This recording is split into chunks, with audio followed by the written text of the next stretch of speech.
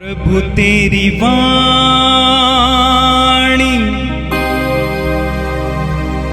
जीवन की रोटी,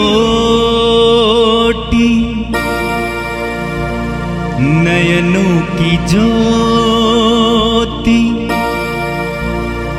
अंधेरा मिटाती।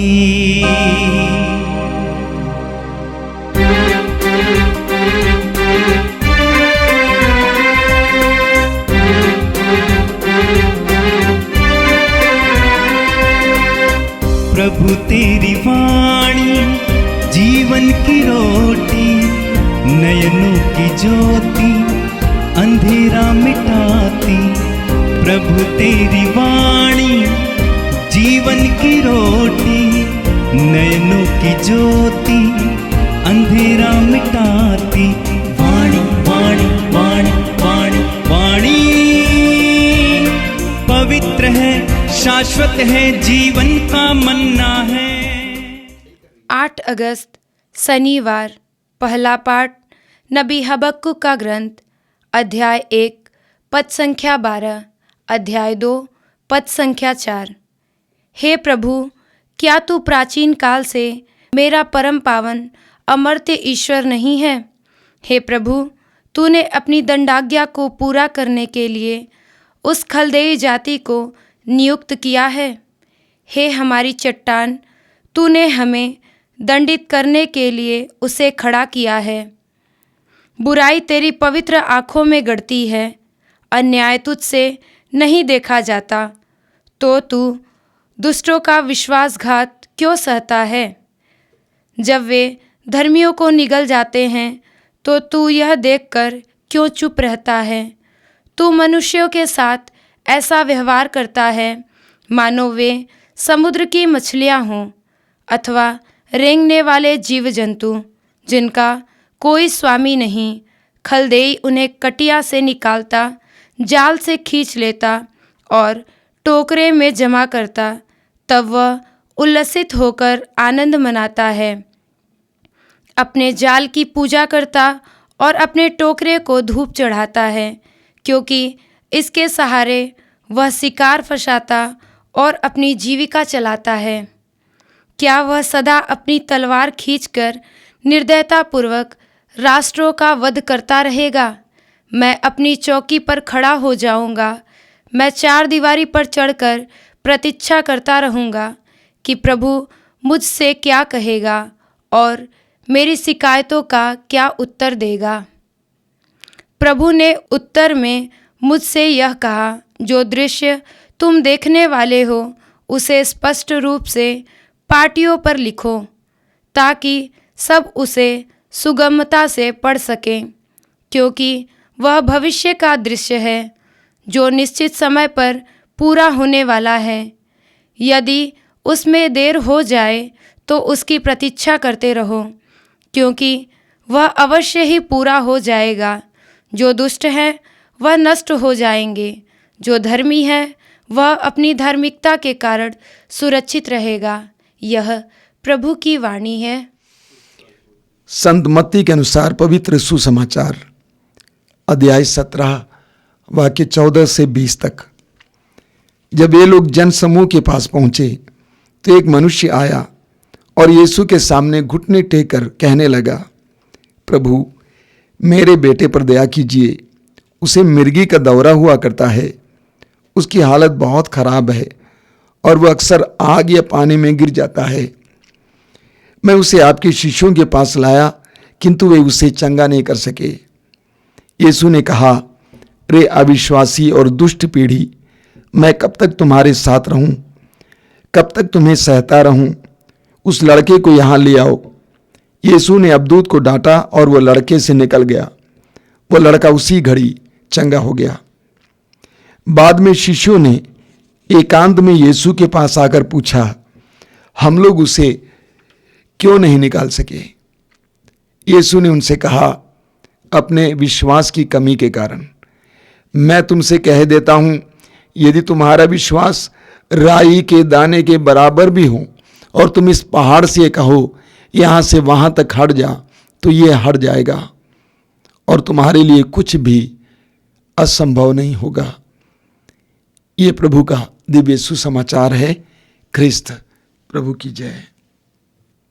मेरे प्रिय भाई और बहनों, हम प्रभु को धन्यवाद देते हैं आज के सुंदर दिन के लिए, और आज प्रभु के वचनों को ग्रहण करने के लिए अपने हृदय और मन को तैयार करते हैं। आज के सुसमाचार में फिर एक बार प्रभु यीशु ने हमें सिखाया है कि हमारे कार्यों में, हमारे सेवा कार्य में, हमारे व्यक्तिगत जीवन में विश्वास का क्या महत्व है। प्रभु ने कहा, यदि तुम विश्वास करोगे तो तुम्हारे लिए कुछ भी असंभव नहीं होगा। आज मैं आज के पहले पाठ पर मनन करना चाहता हूं। आज के पहले पाठ में आपने सुना, नबी हबक्कुक प्रभु के सामने खड़ा होता है और प्रभु से सवाल करता है कि प्रभु, अपनी प्रजा के साथ ऐसा क्यों होता है? हमें दुश्मन राष्ट्रों का अपमान क्यों सहना पड़ता है? हम क्यों उनके शिकार बन जाते हैं? क्यों वे हमारे ऊपर अधर्म करते हैं? तू क्यों चुप रहता है? उसके बाद वो प्रभु के जवाब के इंतजार में बैठा रहा, और प्रभु ने जवाब दिया। क्या जवाब दिया? निश्चित समय पर दुष्ट और धर्मी अलग किए जाएंगे, और दुष्ट का विनष्ट होगा और धर्मी सुरक्षित रखे जाएंगे। आज के पहले पाठ के द्वारा प्रभु ने हमें बहुत सारी बातें समझाई हैं।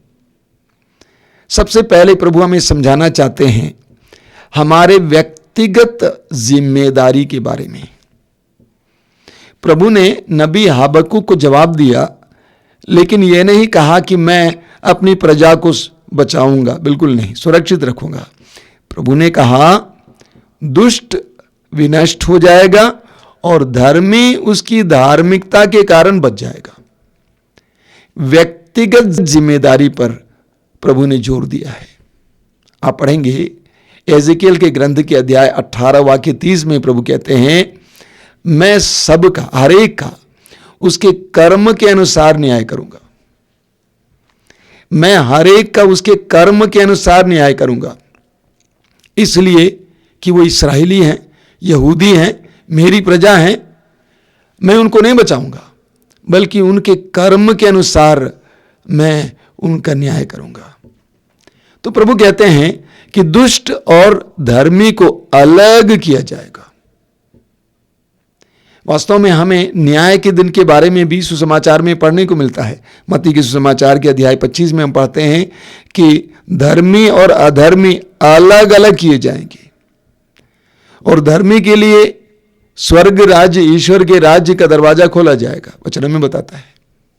उसी तरह मत्ती के सुसमाचार के अध्याय 13 में ईश्वर के राज्य के बारे में समझाते समय प्रभु यीशु ने कहा, ईश्वर का राज्य जाल की तरह है जो हर प्रकार की मछलियों को इकट्ठा करता है, लेकिन अंत में अलग किया जाता है। तो धर्मी और अधर्मी अलग किए जाते हैं, धर्मी सुरक्षित रखे जाते हैं। ईश्वर इस बात का ख्याल करता है कि धर्मी सुरक्षित रहेगा। उत्पत्ति ग्रंथ के अध्याय 6 में हम जल प्रलय के बारे में पढ़ते हैं। जब सारे संसार में, सारी पृथ्वी पर पाप भर गया था, ईश्वर ने जल प्रलय भेजा और संसार को, सृष्टि को नष्ट किया। लेकिन वहां पर हम देखते हैं कि ईश्वर ने एक परिवार का ख्याल किया, नूह का परिवार, क्योंकि वो धर्मी था।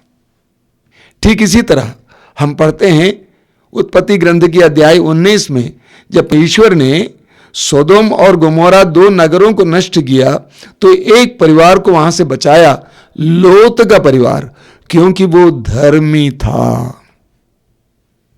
ईश्वर की दृष्टि धर्मी पर है। हम पढ़ते हैं मत्ती के सुसमाचार के अध्याय 1 में कि मां मरियम के पति संत यूसुफ के बारे में लिखा गया, वहां पे वो धर्मी थे। सवाल ये खड़ा होता है, धर्मी का मतलब क्या है? कौन है धर्मी? क्या धर्म का कार्य करने वाला, धर्म कांड को पूर्ण करने वाला? धर्मी हम उसे कहते हैं जो ईश्वर की इच्छा को पूरी करता है। संत यूसुफ के बारे में अभी हमने सुना कि वो धर्मी थे, उन्होंने ईश्वर की इच्छा को पूरी की। जब स्वर्गदूत ने उनसे कहा कि मरियम के गर्भ में जो है वो पवित्र आत्मा के द्वारा है, ईश्वर का कार्य है, इसीलिए उसे ग्रहण करो, बिना किसी संकोच के यूसुफ ने मरियम को ग्रहण किया पत्नी के रूप में। ईश्वर की इच्छा को जो पूरी करता है वो धर्मी है। ईश्वर के आदेश के अनुसार जो जीवन जीता है वो धर्मी है। हम पढ़ेंगे मत्ती के सुसमाचार के अध्याय 7 उसके वाक्य 22 से आगे पढ़ेंगे। वहां पे लिखा हुआ है, लोग आएंगे और कहेंगे, प्रभु हमने आपके नाम पर भविष्यवाणी की है, हमने आपके नाम पर अबदूतों को निकाला है। तो वचन में लिखा हुआ प्रभु कहते हैं कि मैं उससे कहूंगा, मैं तुम्हें नहीं जानता हूं, हट जाओ। उसी अध्याय के वाक्य 21 में प्रभु कहते हैं, जो कोई प्रभु प्रभु कहता है वो ईश्वर के राज में प्रवेश नहीं करेगा, लेकिन जो मेरे स्वर्गीय पिता की इच्छा पूरी करता है वही स्वर्ग के राज में प्रवेश करेगा। तो धर्मी वो होता है जो प्रभु के आदेश के अनुसार जीवन जीता है, प्रभु की आज्ञाओं के अनुसार जीवन जीता है। एफिसियों की पत्र के अध्याय 5 वाक्य 10 में संत पौलुस कहते हैं, आप ये पता लगाते रहें कि प्रभु को क्या प्रिय है। आप ये पता लगाते रहें कि प्रभु को क्या प्रिय है। प्रभु को क्या प्रिय है, इसका पालन करने वाला धर्मी होता है। ऐसे धर्मियों के बारे में हमें वचन में पढ़ने को मिलता है। स्तोत्र ग्रंथ के अध्याय 92 में हमें पढ़ने को मिलता है। बहुत सुंदर वचन है, वाक्य 13 से वहां लिखा हुआ है, धर्मी खजूर की तरह फलता फूलता है और लेबानोन के देवदार की तरफ बढ़ता है। वे प्रभु के मंदिर में रोपे गए हैं, वे हमारे ईश्वर के प्रांगण में फलते फूलते हैं। वे लंबी आयु में भी फलदार हैं और रसदार और हरे भरे रहते हैं। कौन? धर्मी। धर्मी के बारे में बहुत सुंदर विवरण है। जो प्रभु के आदेशों के अनुसार जीवन जीता है, प्रभु उसको अच्छी फसल देता है, उसके जीवन में प्रचुर मात्रा में प्रभु की कृपाएं दे देते हैं। हम पढ़ेंगे स्तोत्र ग्रंथ के अध्याय 37 उसके वाक्य 29 में। स्तोत्र ग्रंथ अध्याय 37 वाक्य 29 में हम पढ़ते हैं, वचन में लिखा हुआ है, मैं जवान था, अब मैं बूढ़ा हो गया हूं, लेकिन मैंने कभी धर्मी को असहाय या उसकी संतान को भीख मांगते नहीं देखा है। प्रभु प्रबंध करते हैं अपने लोगों के लिए, धर्मियों के लिए प्रबंध करते हैं, वो उसको भूलते नहीं। हम पढ़ेंगे सूक्ति ग्रंथ के अध्याय 12 उसके वाक्य 13 में। वहां क्या लिखा हुआ है कि धर्मी सिंह शावक की तरह है, शक्तिशाली, अड़िग, अटल, बना रहने वाला, ना टूटने वाला। मत्ती के सुसमाचार के अध्याय 13 वाक्य 43 में प्रभु यीशु कहते हैं, धर्मी सूर्य की तरह चमकेंगे, धर्मी सूर्य की तरह चमकेंगे, यानी ईश्वर की कृपा उन पर बरसती रहेगी, यानी ईश्वर का प्रकाश उन पर बरसता रहेगा। तो पवित्र वचन में हमें पढ़ने को मिलता है कि जो प्रभु के आदेशों के अनुसार जीवन जीता है, कैसे प्रभु उनके लिए प्रबंध करते हैं, कैसे उनका जीवन प्रकाशमान होता है, कैसे उनका जीवन अनुग्रहपूर्ण होता है, कैसे वे फलते फूलते हैं, कैसे उनके अंदर दृढ़ता रहती है, सिंह की तरह उनके अंदर दृढ़ता बनी रहती है। हमारे जीवन में भी विश्वासी होते हुए धार्मिक और धर्मी जीवन जीने का प्रयास करना है। हमें अपने व्यक्तिगत जीवन के लिए जिम्मेदारी लेनी है। मैं अपने व्यक्तिगत जीवन के लिए जिम्मेदार हूं, मैं अपने कर्मों के लिए जिम्मेदार हूं। आज हम प्रभु से इसके लिए प्रार्थना करेंगे कि प्रभु मुझे एक धर्मी का जीवन जीने की कृपा दीजिए, तेरे आदेशों के अनुसार जीवन जीने की, तेरी आज्ञाओं के अनुसार जीवन जीने की, ये पता लगाते रहने के लिए कि तुझे क्या प्रिय है। प्रार्थना करें। प्रभु यीशु, तूने हमें चुना है, तूने हमें नियुक्त किया है। तू चाहता है कि हम लोग सूर्य की तरह इस संसार में चमकें, तारों की तरह इस संसार में चमकें। हमारे हृदय में तेरी आज्ञाओं के प्रति सम्मान, आदर और प्यार दे कि हम तेरी आज्ञाओं का पालन करते हुए एक धर्मी का जीवन जी सके। प्रभु तेरी वाणी जीवन की रोटी, नयनों की ज्योति अंधेरा मिटाती, वाणी वाणी वाणी वाणी वाणी पवित्र है, शाश्वत है, जीवन का मन्ना है।